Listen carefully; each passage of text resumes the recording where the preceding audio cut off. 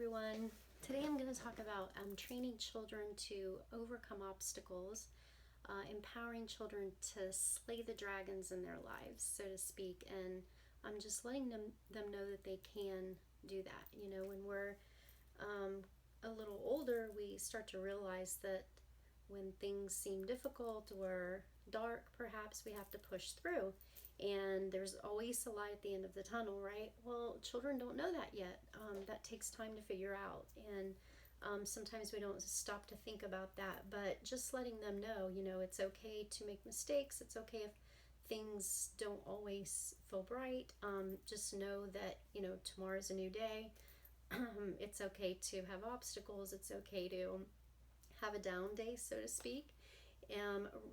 Ralph Waldo Emerson, he's best known for his quote, which is one of my favorites: "What lies behind us and what lies before us are tiny matters compared to what lies within us." And he wrote a letter back to his daughter, who had wrote him saying that she had done something previously that she couldn't get out of her head, that was really bothering her. And his response to her is, again, become kind of a well-known poem, if you will, but it says, "Finish each day and be done with it. You have done what you could. The same blunders and absurdities, some blunders and absurdities no doubt have crept in. Forget them as soon as you can. Tomorrow is a new day. Begin it well and serenely, and with too high a spirit to be cumbered with your old nonsense. This day is all that is good and fair, and it is too dear, with its hopes and its invitations, to waste a moment on yesterday's." So that's just his way of letting his daughter know, don't worry about yesterday, focus on tomorrow and move forward. Life is going to be full of peaks and valleys, and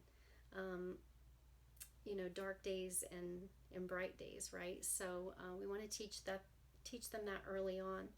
Proverbs 6 tells us that in tough times we cling to God's word, and that's been really foundational. That's one of the ones we really try to teach our kids, is to go to God's word whenever things feel tough, because that's what's made the most difference for us in our lives. And over time, that we've learned that's the thing that helps us the most to get through obstacles and to stand up again when we fall down. So teach kids that there is nothing wrong with failure.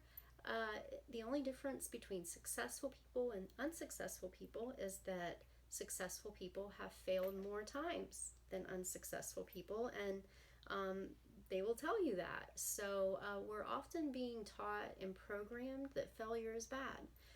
If you want, your kids to be able to accomplish big things in life and to have that opportunity to, to reach for their dreams, you got to teach them that failure is a part of that, is going to be a part of their journey. If you aren't willing to take chances and fall and get back up a few times, then you're never going to be able to accomplish anything major. So again, just teach them that principle early on. I know when Amira was little, she, loved dance, and she did a lot of dance competitions and talent competitions. And anybody who, was with us in those days can probably remember this, and especially her dance teacher at Chillicothe Dance. But she was very competitive. I was just talking to somebody about this the other day, but the downside of it was that she would cry if she didn't win. She's really little. This was when she was, from 2 to 8 or something. And so every time she wouldn't be the winner, of that competition, she would cry. And it was, it was sad for me to see her upset. But, it's like Amira, you can't win all of them. You're gonna mess up sometimes. You're gonna have off days, and that's okay. So getting that through to her has been a years long journey. I think she's getting better now, but she doesn't really do competitions, like as far as dance and stuff, too much these days. She's into soccer and other stuff, but So just, try to teach kids that they have to have a mindset of learning and growing. And that includes failing, and that's how we learn. Thomas Edison is most known for inventing the light bulb, so to speak, right? And he's quoted as saying, he didn't fail 1,000 times on inventing the light bulb, but he found 1,000 different ways it didn't work. So you gotta try different things to figure out what works oftentimes, right? And that means some failure, and that's okay.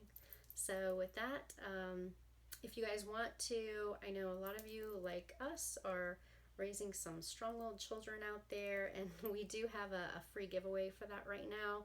If you would like to get that, you can go to powerparentingforpeacefulhome.com, and you can get on the VIP email list, and you can get all of our freebies from there, but that is available right now if you want to get that. You guys have a blessed day.